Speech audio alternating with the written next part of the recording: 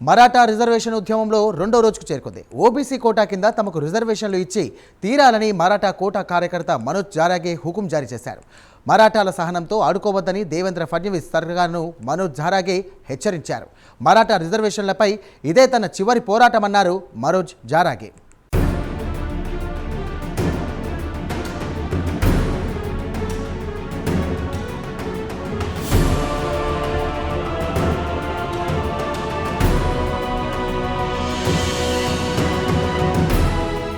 మరాఠా రిజర్వేషన్పై మహారాష్ట్ర సర్కార్ తప్పుడు ప్రచారం చేస్తోందని మనోజ్ జారంగే ఆరోపించారు. ఈ తప్పుడు ప్రచారానికి వెంటనే తెరదించాలని దేవేంద్ర ఫడ్నవీస్ ప్రభుత్వాన్ని ఆయన కోరారు. వేరే ఇతర కొట్టాటల్లో తాము రిజర్వేషన్లు కోరడం లేదన్నారు ఆయన. కున్బీ కోటా కిందనే మరాఠా రిజర్వేషన్లు ఇచ్చి తీరాలని మనోజ్ జారంగే డిమాండ్ చేశారు. మరాఠాలను ఓబీసీలోని కున్బీ పేరుతో ప్రత్యేక వర్గంగా పరిగణించాలని ఆయన పేర్కొన్నారు. మహారాష్ట్ర రాజకీయాల్లో తలదూర్చాలని తాము భావించడం లేదని మనోజ్ జారంగే వెల్లడించారు. కేవలం మరాఠాల రిజర్వేషన్ల కోసమే తాము పోరాటం చేస్తున్నట్టు మనోజ్ జారంగే పేర్కొన్నారు.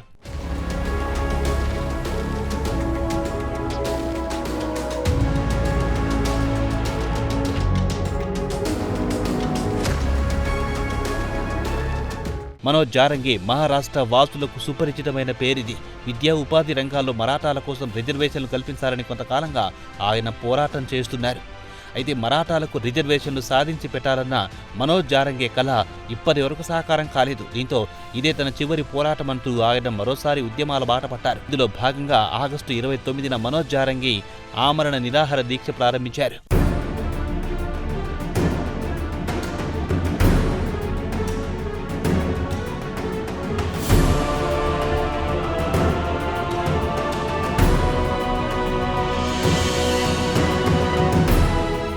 అంతేకాదు ఆర్థికంగా పేదరికంలో ఉన్న మరాఠాలను ముఖ్యమంత్రి దేవేంద్ర ఫడ్నవీస్ అవమానపరుస్తున్నారని మనోజ్ జారంగే ఘాటు ఆరోపణలు చేశారు.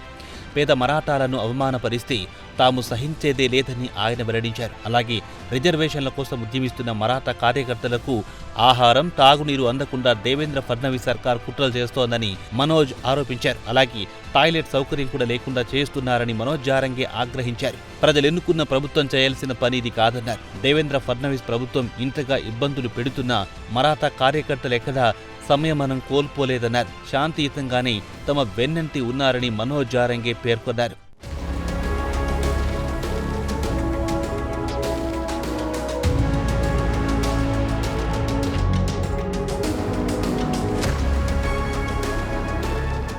కాగా మనోజ్ జారంగే నాయకత్వంలో తాజాగా ప్రారంభమైన మరాఠాల రిజర్వేషన్ ఉద్యమంపై వ్యాఖ్యానించడానికి మహారాష్ట్ర నవనిర్మాణ సేన అధినేత రాజ్ ఠాక్రే నిరాకరించారు. మనోజ్ జారంగే ప్రారంభించిన దీక్ష కారణంగా సగటు ముంబై వాసికి అనేక ఇబ్బందులు తలెత్తుతున్నాయని వార్తలొచ్చాయి.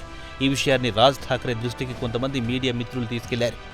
ముంబై నగర వాసులు రోడ్లపై నడవకుండా మనోజ్ జారంగే కార్యకర్తలు వాటిని ఆక్రమించుకుంటున్నారని వార్తలొచ్చాయి. ఈ వార్తలకు రాజ్ ఠాక్రే స్పందించారు. మనోజ్ జారంగే ఎందుకింత అకస్మాత్తుగా ముంబైకి వచ్చారో, ఎందుకు రిజర్వేషన్పై ఉద్యమం ప్రారంభించారో తనకు తెలియదన్నారు. ఇలాంటి విషయాలను ఉప ముఖ్యమంత్రి ఏక్నాథ్ షిండేను అడగాలని ఆయన పేర్కొన్నారు.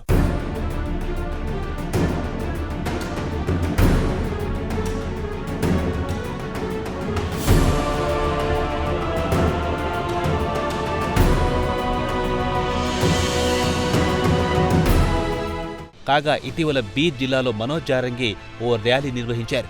ముంబై కేంద్రంగా మరాఠా రిజర్వేషన్ పోరాటాన్ని తాము ప్రారంభిస్తున్నట్లు ఆయన చెప్పారు. విద్యా ఉపాధి రంగాల్లో మరాఠాలకు 10% రిజర్వేషన్ల కోసం తాను మరోసారి పోరాటం చేస్తున్నట్టు మనోజ్ వెల్లడించారు. అయితే ఇదే తన చివరి పోరాటమన్నారు మనోజ్ జారంగే. ఆజాద్ మైదానం తన పోరాటానికి వేదికగా మారుతుందన్నారు.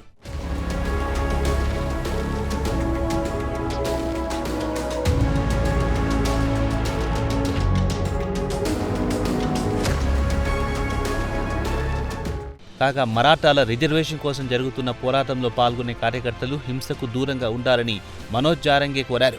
ఉద్యమం హింసాత్మకమైతే చివరకు మరాఠాలకి నష్టం జరుగుతుందన్నారు. రాజకీయ కుట్రలో మరాఠా రిజర్వేషన్ ఉద్యమకారులు ఏ రోజు భాగం కాకూడదని మనోజ్ జారంగే కోరారు. ఏదేమైనా మనోజ్ జారంగే నాయకత్వంలో ప్రారంభమైన మరాఠా రిజర్వేషన్ ఉద్యమం ఎటువంటి టర్న్ తీసుకుంటుందో చూడాల్సిందే.